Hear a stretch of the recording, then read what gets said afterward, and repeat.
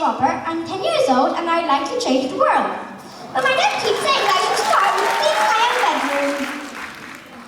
We all came into this world with a unique combination of talents, abilities, passions, capacities and skills.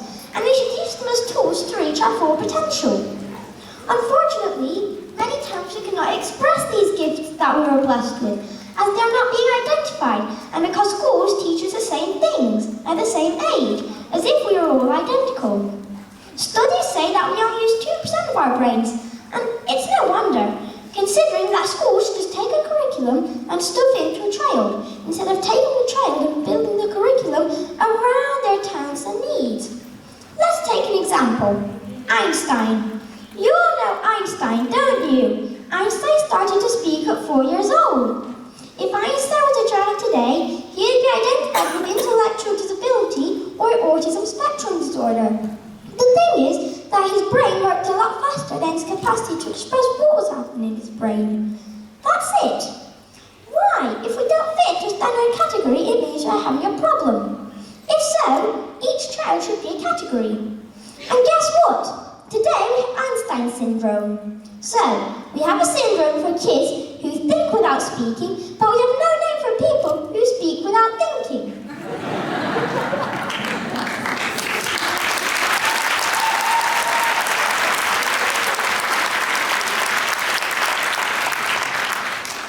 We are all exceptional at something, and if we don't develop those areas that we are good at, then we will always be average. By the way, I started speaking at 3 years old, and I can't stop talking.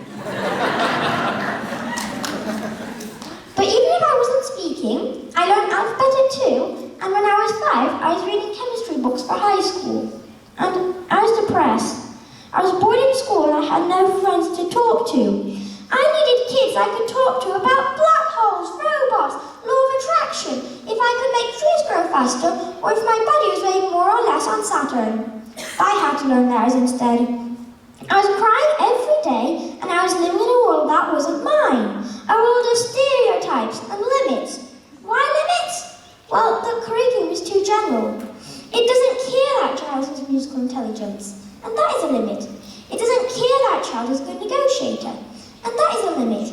It didn't care that I could learn alphabet at 2. No, I would have learned alphabet at 5, according to the curriculum, and that, my friends, is a limit. So, as I wasn't using my time properly, or my talents, or my potential, my parents decided to take me out of school. So I was homeschooled for 3 years, and I learned how to learn in my own rhythm, using my talents, dedicating a lot of time to coding, chemistry, experiments, and inventing, but also to playing, camping, and traveling. I finally got happy. I have inventions that have won international awards and invention conventions in UK, China, and America. Me and my brother got £40,000 at Dragon's Den in Romania to open a shop with our inventions. I became a UK World Educational Robotics Gold Medalist, and I represented UK at the World Educational Robotics Championship in Shanghai, China. I never would have had the results if I had spent the first most effective hours of the day being bored in school. But I'm not head in writing, on the contrary. I'm anything but artistic, and you don't want to hear me singing or see me dancing.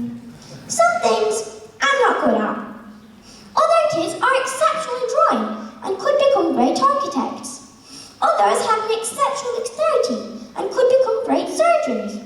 Being a good businessman is a talent. Being a good parent is a talent. Being a good public speaker is a talent. But if no one discovers these gifts, they'll not serve their purpose. To make us exceptional in what we are gifted, to discover and nurture our potential, and create a unique context for our learning. Not create the context and then force us to fit in, as this, again, is a limit. How many adults have discovered their talents only after they already had a career? How many adults have a job they don't like? Statistics show that 59% of people consider a career change. 59%. Many kids in schools learn for tests to have a well-paid job, but not for their souls. Therefore, they'll forget 85% of everything they learn, studies say. Now, the 59% makes even more sense.